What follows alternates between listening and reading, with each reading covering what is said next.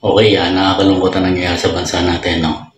Ang problema ngayon sa mga DDS, diehard supporter, ay yung pagiging panatiko nila sa kailang dinodiyos na politiko ng pamilyang Duterte. Siyempre, yung patriarka ng pamilyang Duterte ay sila Digong, o si Digong, dating Pangulong Rodrigo Duterte.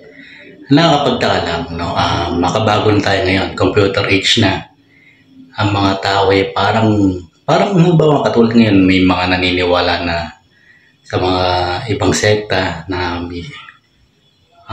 appointed son of God, mga red flag na alam mo talagang hindi daw karapat dapat salihan na sekta.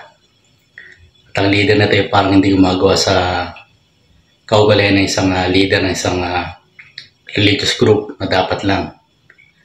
Pero itong sa politika natin, no, makikita mo, minumura na yung Diyos ng dating Pangulong Rodrigo Duterte.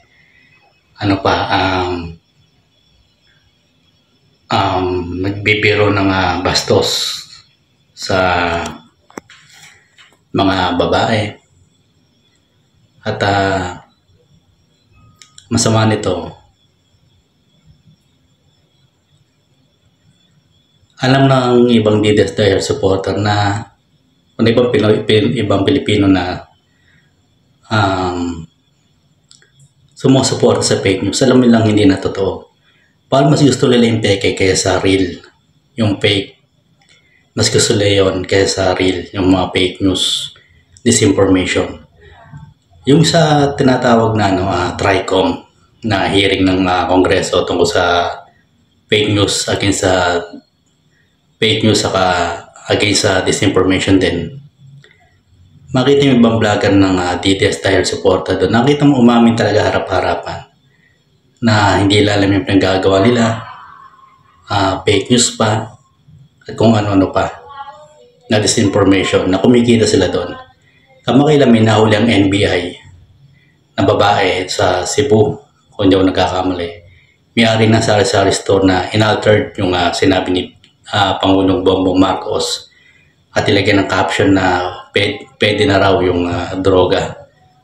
Yun ang ginawa niyang caption na maliwanag na disinformation na fake news na magdudulot ng gulo dito sa Pilipinas. Dating Vice President si Noli de Castro, kabayan Noli de Castro, biktima rin ng fake news na pinalabas na patay na sa kami sinabi na maganda daw kay o pabor kay dating Pangulong Rodrigo Duterte. So dito makikita mo yung talagang ang problema sa Pilipinas sa ibang kapwa Pilipino natin, lalo na sa mga DDS diehard supporter, mahilig sa fake news saka disinformation. Alam na ang peke, alam lang disinformation, mali na impormasyon, sinusuportahan pa. Ito pang masama, mas sinisisi pa nila yung balita o media na nagbabalita ng totoong nangyayari sa bansa natin. Iba tinotroll, iba tinatawag, binibigyan ng death threat, iba ginagawa ng memes, binibigyan ng caption na disinformation din sa fake news. So sana itong nangyari sa TRICOM maging aral sa atin lahat to na alam na natin fake news, huwag natin suporta, saka alam na natin disinformation. Ito pa, dapat ang ginagawa ng ibang natin kababayan, wag na i-share, i-report nyo na lang. Kasi dyan sila kumikita sa fake news. So yun ang problema sa mga ibang DDS diehard supporter. Peke na, disinformation na, fake news na, sinusuporta pa, at yun ang gusto pa nila marinig kaysa katotohanan. Ang fake news sa disinformation, nakakasira po sa bansa natin yan. Computer age na po tayo ngayon, mag-due diligence po tayo na tignan natin kung mali ba yung balita o peke. Maganda pa manood ng balita kasi yung legit yan kung magkamali mo sila, meron sila accountability, madilim mahabol kaysa sa ibang vlogger na nagkakalat ng fake news. Doon tayo sa balita, bumalik tayo sa dati, sa balita, doon tayo maniwala at mape-verify naman yan kung mali yan o hindi. Kasi nare-regulate ang mga journalist Itong vlogger, hindi pa natin alam kung talagang i-regulate ba yan o ano.